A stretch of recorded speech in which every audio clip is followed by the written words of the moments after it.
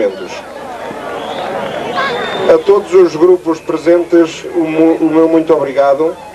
À Câmara Municipal de Vimioso, na pessoa do seu Presidente e do Sr. Dr. Jorge Martins, ao Turismo Rural, na pessoa do Sr. Pimentel, à Junta de Freguesia de Caçarelhos, à Câmara Municipal de Bragança, Câmara Municipal de Miranda do Douro, Câmara Municipal de Vinhais, na pessoa da Doutora Carla, Câmara Municipal de Mogadouro, na pessoa do Sr. Alfredo Ribeiro, Região de Turismo, Dr. António Afonso, Instituto Português da Juventude, Delegação de Bragança, Corane, Associação de Desenvolvimento dos Conselhos da Raia Nordestina, na pessoa do Dr. Leonel Vaz, e ao Governo Civil de Bragança.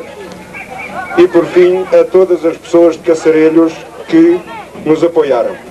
Para todos, o nosso muito obrigado.